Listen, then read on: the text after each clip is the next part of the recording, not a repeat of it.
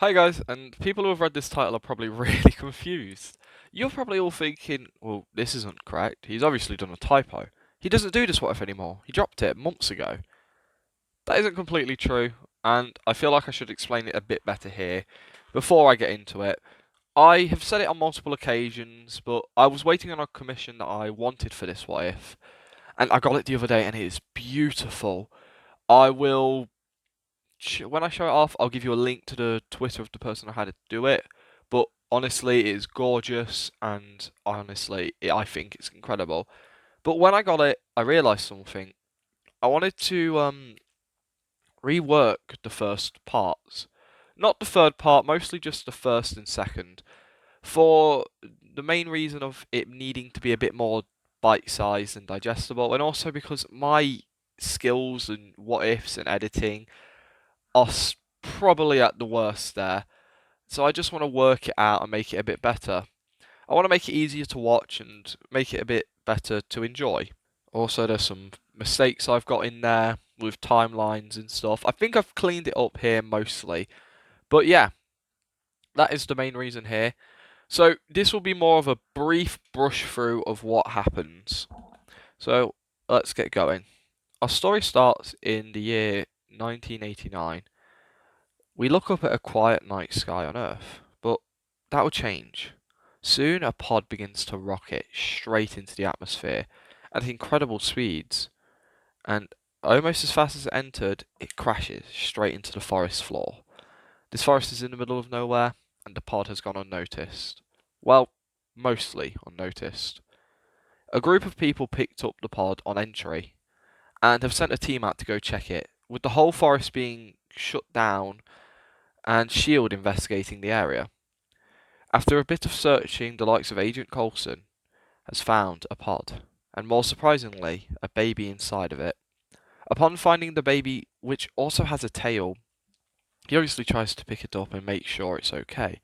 But the baby puts a fight back, and this leads to Coulson deciding to call Fury and explains the situation of what he's found and what's going on. Fury, hearing this, starts to try figure out what this baby is, thinking maybe he should call Carol, but he decides against it right now and asks Coulson to bring the baby into the base so they can scan it and do some tests. Coulson agrees and once again goes to grab the baby, this time grabbing it by the tail, which seems to stop the baby in its tracks. With him doing this, he lets out a little sigh, feeling bad that he's hurting something this small, but gets back to what he was doing. With him loading it into a car and taking it off to the base. After a short trip, they do make it there. With Coulson getting to the base, him and Fury begin to monitor the baby, with them putting him into sort of like a pod just to see what happens over a week or so. His ship also being brought in not too long after him. Now, after about a week, the likes of Fury and Coulson figure out that this boy is actually kind of harmless. But then his aggressive attitude, his endless appetite, and his tail, he seems mostly human, but they do know he is alien from what they've deconstructed from his ship. After figuring out that he's safe, Fury thinks for a while and decides it might be best to try putting the child out into a different environment, seeing how he responds to Earth. So he calls up one of the new agents of S.H.I.E.L.D. With a familiar face to us showing up, the likes of Clint shows up. He is a new member of S.H.I.E.L.D., but he's also one of the best they have ever had.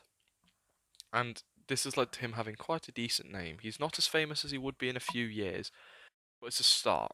With Clint asking what his boss wants, Fury explains how he would like him to look after the child for a few weeks, maybe a month or two, just so they can figure out what they want to do with him.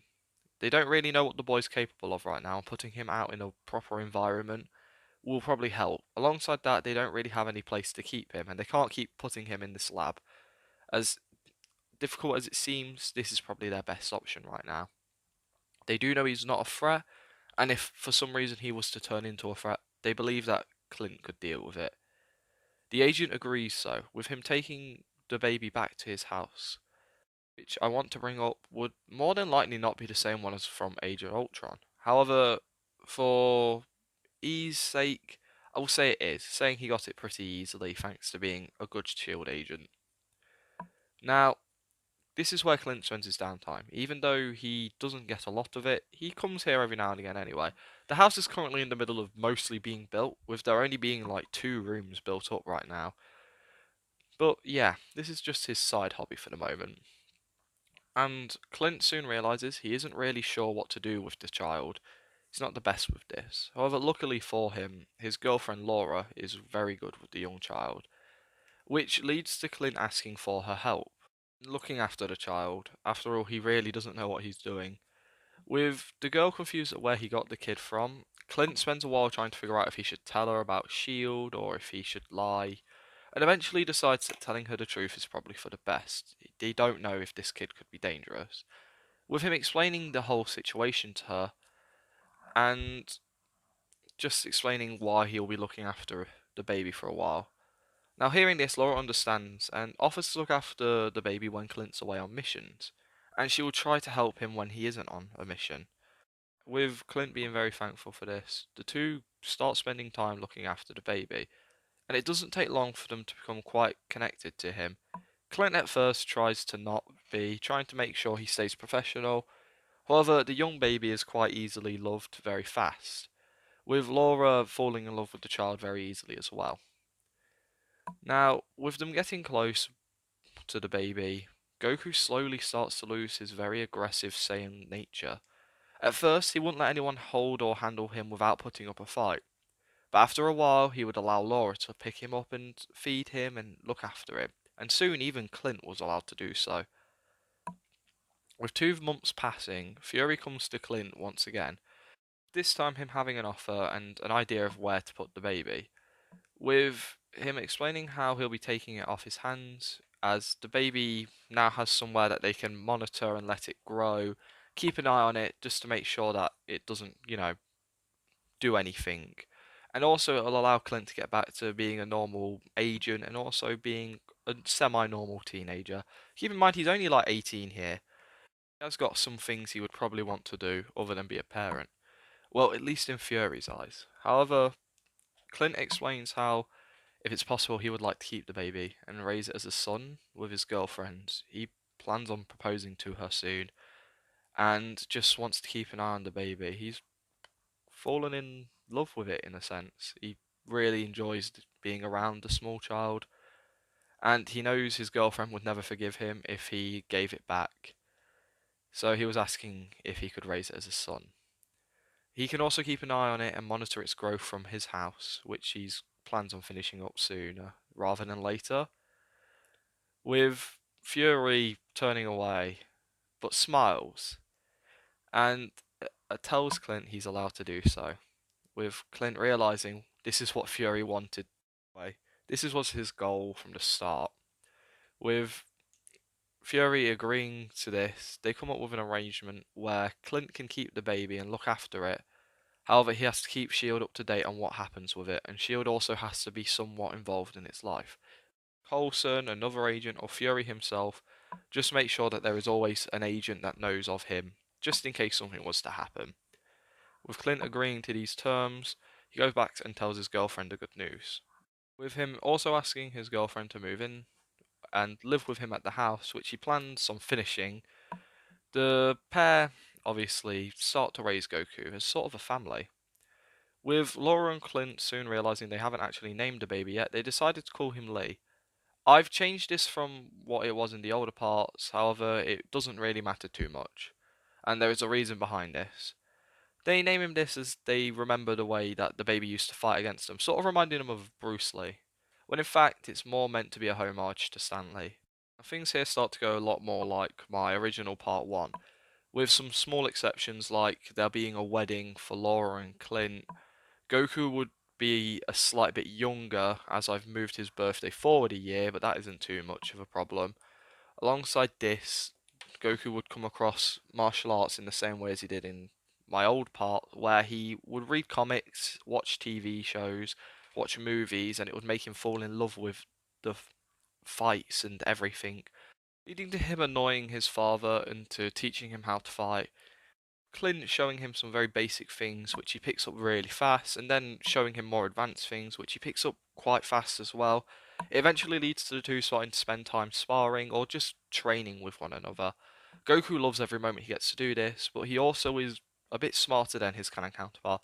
He never hit his head, and also the likes of Laura homeschools the boy. I don't know if they can or how he would react in a school situation, so for now they leave it. He's smarter than his canon counterpart and knows most basic things. Alongside this, his love for superheroes also kicks in. He would eventually see the story on the original Iron Man, seeing the battle there, and also would hear stories from Natasha and Clint, sometimes Coulson, of a giant green monster with unstoppable strength, and the god which can control lightning. It gets the boy interested. Goku hasn't quite clicked on that his dad is somewhat of a superhero himself, but he's slowly figuring it out. Now, like normal, my part 2 will consist of Goku taking part in the second Iron Man film. And to give a basic rundown of what happens there, Goku is invited to take part in this mission by Natasha. Natasha's under orders to give Goku a trial run for combat. After having kept reports on Goku's strength and growth, they've realised that this kid is very superhuman and has a lot of potential as a fighter, maybe for them. And if someone like Thor or Hulk was to ever show up again, would stand a better chance with this boy by their side. So this is a good way to test him out. So Natasha brings it up to Clint, but phrases it slightly different. Knowing the boy loves Iron Man, she explains how one of her missions is actually meeting Tony Stark, and the boy gets super excited about hearing this. He starts bugging his father and his mother until he is eventually allowed to go. Laura tells the boy to be careful and not to do anything stupid, whereas Clint tells him to stay out of trouble. The boy laughs as he heads off, with Natasha saying how she'll look after him. With Natasha using the same identity as she did, from the canon, however, this time she builds this whole background up about Goku being her son, and makes sure that he says so. With this leading to Tony doing the same background check, finding out that Lee is actually her son, and leads to him not searching any deeper. Goku obviously does meet Tony, and he's so excited at first, but really disappointed very shortly after. He soon realizes that the superhero he was looking forward to meeting, and the super strong fighter he was looking forward to meeting, isn't really what he got. He got the billionaire playboy genius instead of Iron Man, which upset him. However, he's polite and keeps respectful about it. Things mostly going the same. The only real change is right at the end with the battle. The likes of James and Tony don't actually need to worry about the robots on the ground. You see, with Goku being there and being someone who wants to be a superhero and wants to defend people, and also looking for a really good fight, and sees robots as a really good fight, he takes the initiative and starts fighting off the ground troops, leading to him defending a few civilians. Of course, soon Natasha would help out, and War Machine and Iron Man would help out, which leads to everything going a bit easier. Likes of Natasha still goes and tries to deactivate all the droids, but doesn't. Tony and Rhodes have that massive battle at the end, but there is a lot less robots than there originally was, so they have a bit of an easier time. So Lee slash Goku tries to defend Pepper from an exploding robot. This earns him the respects of Tony, Pepper, and Rhodey. Things there going pretty much like they did in the original story. If you want to know what happens there, just go back and watch part 2. I've covered part 1 in much more detail, as I feel like part 1 is much worse than part 2. Part 2 is somewhat watchable, so if you need a bit of a reminder, go back and watch that, please. But for the most part, things here would just streamline out like they did originally. Now, I don't think I actually have anything else to really say here. Um, I do hope everyone enjoyed. I've loved this What If. I'm looking forward to getting back into it. I'm looking forward to showing you all the beautiful, beautiful commission that I have ready. And that will show up probably in... Oh, let me think. Yeah, it will probably show up in the next part, which hopefully will either be covering Age of Ultron or another film. If I find one I want to put him in, I will. But for now, this is where I'll be leaving this, just as I think it's a bit easier to do so. I don't really know what else to say, so I hope everyone has a great day or a lovely night. And I'm so excited to get back into this. I'm so sorry I made you all wait. You've all been really patient, and I appreciate it so much. And I hope you all have a lovely day. Yeah. Goodbye, guys.